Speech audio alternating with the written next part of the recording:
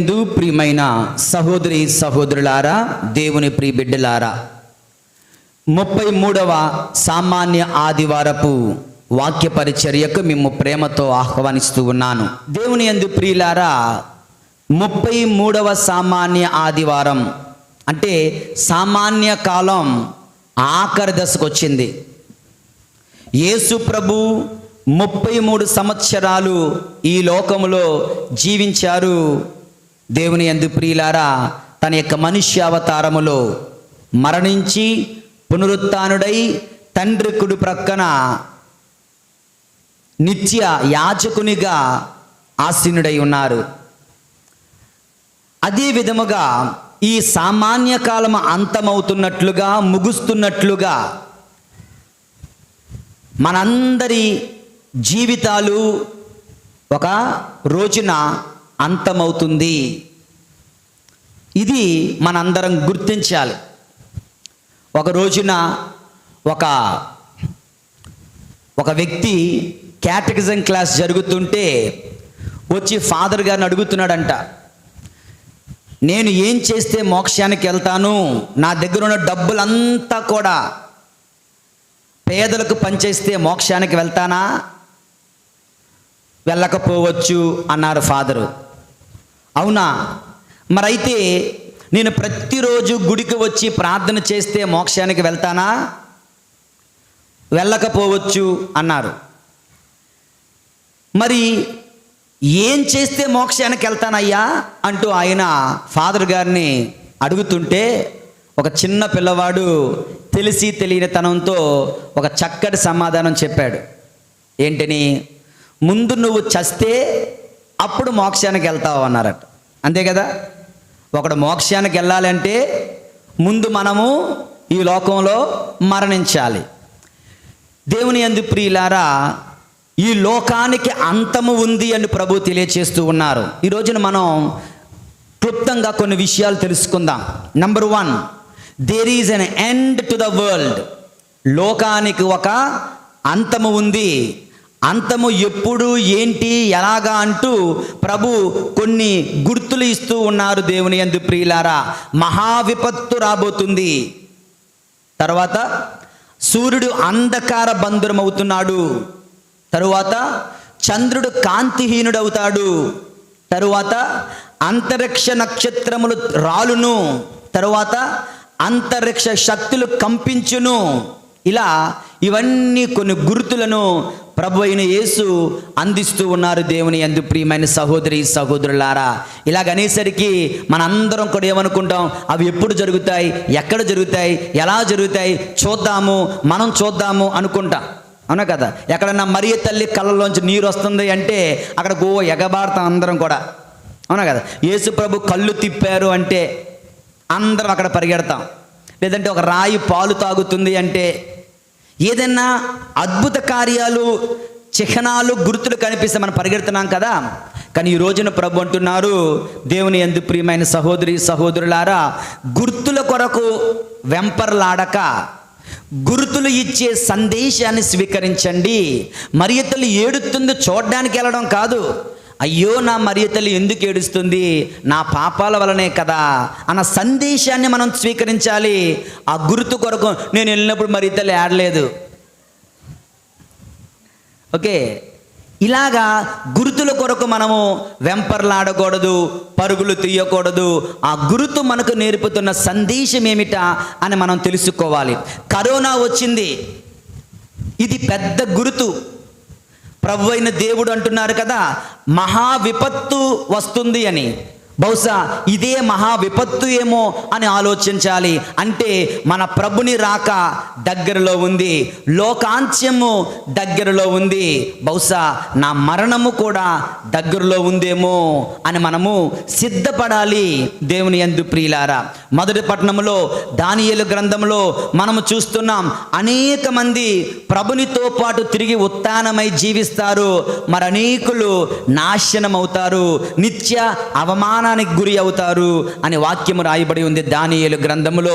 దేవుని యందు ప్రియులారా, మనము ప్రభునితో జీవించే వారిగా జీవించాలి. ఆ గుర్తులు, ఈ యొక్క కరోనా మనకు ఇస్తున్న సందేశం ఏమిటి? విపత్తు కాలం, లేదంటే అంత్యకాలం, ప్రభుని రాక కాలం సంసిద్ధంగా ఉంది. మనము కూడా సిద్ధపడాలి, జాగ్రత్త పడాలి, జాగరూకత కలగాలి అంటూ మొట్టమొదటి సందేశం ఈనాటి పట్టణాలు మనకు తెలియచేస్తూ ఉన్నాయి. దేవుని యందు ప్రియులారా, ఎవరైనా ఎప్పుడైనా పాస్టర్లు ముఖ్యంగా ఫ్లెక్సీలు లేదంటే ఇవి చూస్తూ ఉంటాను. అంత్యకాలం ఎప్పుడో తెలుసుకోవాలనుందా? అయితే ఈ కోటాలకు రండి. అరే, అంత్యకాలం ఎప్పుడో యేసు ప్రభువుకు కూడా తెలియదని చెప్తున్నారు, నీకెలా తెలిసిపోయింది? అవునా కదా? అంత్యకాలం ఎప్పుడో ఎవరికీ తెలియదు. ఎవరైనా అలా చెబితే మీరు పరుగులు పెట్టొద్దు అంటూ ఇప్పుడు కూడా ప్రభు ఈ రోజున మనకు తెలియచేస్తున్నారు. గుర్తుల మీద కాదు, చిహ్నాల మీద కాదు, అద్భుత కార్యాల మీద కాదు మనము మనసు నిలపాల్సింది, పరుగు పెట్టాల్సింది ఆ గుర్తులు, ఆ యొక్క సంఘటనలు నేర్పుతున్న జీవిత పాఠాలు, దేవుడు ఇస్తున్న సందేశాలు మనం గ్రహించగలగాలి. దేవుని యందు ప్రియమైన సహోదరి సహోదరులారా, దేవుని బిడ్డలారా, సందేశం ఏమిటి? అంత్యకాలం దగ్గరలో ఉంది. మన ప్రభు త్వరలో రానున్నాడు. నేను ప్రభునితో కలిసి జీవించేలాగా ఈ జీవితం జీవించాలి. జీవ గ్రంథములో నా పేరు ఉండేలాగా, నా ప్రభునితో పాటు నిత్య గౌరవము, మహిమ మేము పొందుకునేలాగన, నిత్య జీవము, నిత్య ఆనందము, మోక్ష భాగ్యము పొందుకునేలాగన నేను జీవించాలి అంటూ మనందరము కూడా ఈ సందేశాన్ని గుర్తుంచుకోవాలి, గ్రహించాలి. దేవుని యందు ప్రియులారా, నెంబర్ 1 ప్రభు నేర్పుతున్న మరొక పాఠం ఏంటండి అంటే, ఒక అంజూరపు చెట్టును చూచి నేర్చుకోండి. ఏమని? దాని రెమ్మలు లేతగా చిగురించినప్పుడు వసంతకాలం వచ్చిందని తెలుస్తుంది కదా. మబ్బులు ఉంటే, మేఘాలు ఉంటే వర్షం పడుతుందని తెలుస్తుంది కదా. ఇలా ముసురు పట్టి ఉంటే తుఫానేమో అని తెలుస్తుంది కదా. అదేవిధంగా లోకములో ఉన్న ప్రతిదానిని అంచనా వేస్తున్నావే, ఆత్మీయ జీవితాన్ని ఎందుకు అంచనా వేయలేకపోతున్నావు? ఆత్మకు సంబంధమైన జీవితాన్ని ఎందుకు అంచనా వేయలేకపోతున్నావు? ఉదాహరణకి ఒక భక్తుడు అన్నాడంట, ప్రార్థన చేస్తూ, ప్రభువా నేను ఒక వరం అడుగుతున్నాను. ఏంటి ఆ వరం? నువ్వు మాత్రం తప్పకుండా తీర్చాలి, తీరుస్తాను చెప్పు అన్నారట. అంటే నేను ఎప్పుడు చనిపోతానో నువ్వు నాకు ముందే చెప్పాలి. సడన్గా నన్ను చంపేస్తే, సడన్గా నువ్వు నన్ను వచ్చేయమంటే నేను రాలేను. ముందుగా నువ్వు చెబితే తప్ప నేను ఒప్పుకోను అన్నారు. సరే, నీకు ఆ వరం ఇస్తున్నాను, నువ్వు ఎప్పుడు మరణిస్తావో నీకు తెలియచేస్తాను ముందుగానే అన్నారు. కొన్ని రోజులైంది, మనాడు టపుక్కొని చచ్చిపోయాడు. చచ్చిపోతే కోపం వచ్చేసింది ఎవరి మీద? యేసు ప్రభు మీద. సరాసరి ప్రభు దగ్గరికి వెళ్ళాడు. ప్రభు, అను నన్ను మోసం చేశావు. నేనా? నిన్న మోసం చేశానా? ఎప్పుడు, ఎక్కడ, ఎలా చెప్పు అన్నారట. నువ్వేమన్నావు? నా చావు దగ్గర పడుతున్నప్పుడు నాకు చెప్తానన్నావా? నువ్వు నాకు చెప్పలేదే అన్నాడు. అయ్యో, చెప్పలేదా? ఎన్నిసార్లు చెప్పానో. ఎప్పుడు చెప్పావు? ఎలా చెప్పావు? నల్లగా ఉన్న నీ జిత్తు తెల్లగా అవుతుందా? నువ్వు ఎంటుకలు లాగి చూసుకుంటా ఉన్నావా? ఏంటది? టైం దగ్గర అవుతుంది, పండు బారిపోతున్నావు, పండిపోతున్నావు, టైం దగ్గర పడుతుంది, సిద్ధంగా అవడం చెప్పాను. నువ్వు వినిపించుకున్నావా? వినిపించుకోలే. దానికి ఏం చేసావు?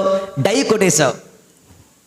ఓకే, పోనీ ఇక్కడైతే నెత్తి మీద ఉంది కనిపించట్లేదేమో అనుకొని వెనకాతలు ఉంటే కనిపించదు కదా.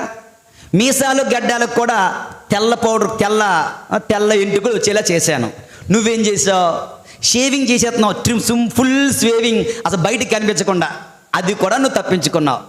సరే, మూడోసారి నీ కళ్ళు మసగబారుతా ఉన్నా. అప్పుడు చక్కగా చూసేవాడు దూరం కనిపించేది, దూరం కనిపించట్లే, అక్షరాలు కనిపించట్లే, కళ్ళు మసగబారుతున్నాయి. నువ్వేం చేసావు? వెళ్ళి క్యాట్రాక్ట్ లెన్సులు పెట్టేసుకున్నావు, అది కూడా దాటివేశావు. సరే, అది కూడా వదిలే అనుకున్నాను. పళ్ళు బలంగా ఇంత చికెన్ ముక్కలు, లెగ్ పీసులు కొరుక్కుని తినేవాడు.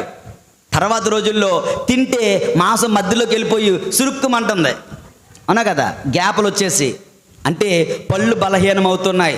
అప్పుడు కూడా నీకు చెప్పాను, టైం దగ్గర అవుతుందిరా నాయన అని. నువ్వు వినిపించుకున్నావా? పెట్టెడు పళ్ళు పెట్టేసుకున్నావు. ఆ పళ్ళు తీసి పెట్టెడు పళ్ళు పెట్టేసుకున్నావు.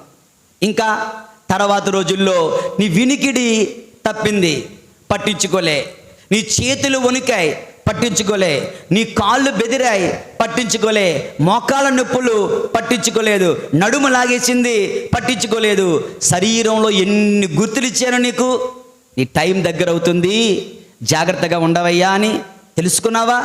ఏమి పట్టించుకోకుండా ఇంకా నా జీవితం ఇంకా బోల్డ్ అంత ఉంది అనుకున్నావే కానీ, అయ్యో ప్రభు నన్ను పిలుస్తున్నారు, నేను ఆత్మీయ జీవితం జీవించాలి, ఇక జవదాటిపడం అంటే దాటిపోవడం, ప్రోకాస్టినేషన్, రేపు చూద్దాం, ఎల్లుండి చూద్దాం, వచ్చే సంవత్సరం గుడికొస్తాను, ఎల్లుండి సంవత్సరం వచ్చి గుడికొస్తాను, ఆ తర్వాత గుడికొస్తాను, నీ జీవితాన్ని దాటి వేసుకుంటూ వెళ్తున్నావే కానీ నువ్వు మాత్రం గ్రహించలేదు నేను ఇస్తున్న సందేశాన్ని అంటూ ప్రభు చెప్పేసరికి ఆయన సిగ్గుతో తల ఉంచుకున్నాడని దేవుని యందు ప్రియులారా, మనందరి జీవితాలలో కూడా అన్నీ అంచనా వేస్తున్నాం, మన ఆత్మీయ జీవితాన్ని అంచనా వేయలేకపోతున్నాం. నా ప్రభు ఏ క్షణమనైనా రావచ్చు, నా ప్రభు ఎప్పుడైనా పిలవచ్చు, నా మరణం ఏ క్షణమునైనా దాపురించవచ్చు. వచ్చే సంవత్సరం నవంబర్ 14 నీ మరణం నా మరణం అన్నట్లయితే మనం ఎలా జీవిస్తాం? అందరితో సఖ్యతతో ఉంటాం, ఎటువంటి గొడవలు పెట్టుకోం, దేవునికి ఎక్కువ ప్రాముఖ్యతనిస్తాం, ప్రార్థనలో గడుపుతాం, పాపాలకు పశ్చాత్తాపం చెందుతాం, దాన ధర్మాలు చేస్తాం, చేయాల్సిన మంచి పనులన్నీ చేసి తీరుతాం. అదేవిధంగా ఈరోజు మనం జీవించాలి, ఈ రోజు నుంచి జీవించాలి. దేవుని యందు ప్రియులారా, దేవునితో సఖ్యత పడండి, ఇరుగు పొరుగు వారితో సఖ్యత పొందండి, కోపతాపాలతో రగిలిపోవద్దు, అందరినీ క్షమించండి, అందరినీ క్షమాపణ అడగండి. The time is very very short. The time is very very short. కనుక దేవునితో సఖ్యత పొందుదాం, పొరుగు వారితో సమాధాన పడదాం, చేయదగ్గ ప్రతి మంచి చేద్దాం, విడిచిపెట్టాల్సిన ప్రతి పాపాన్ని విడిచిపెడదాం. ఇంకా ఎంతో ఉంది అనుకోవద్దు. దేవుడు మనుష్య కుమారుడు దిడీలున మన మధ్యన ప్రత్యక్షమవుతాడు అంటూ ఈనాటి పఠనాలు మనకు తెలియచేస్తుండగా అట్టి జీవితమును మనకు దయచేయమని ఈ పవిత్ర దివ్య పూజాబలిలో ప్రభు అయిన దేవుని ప్రార్థించుదాం. పరిశుద్ధుడైన దేవుడు మనల్ని దీవింతురుగాక. పిత పుత్ర పరిశుద్ధాత్మ నామమున ఆమేన్.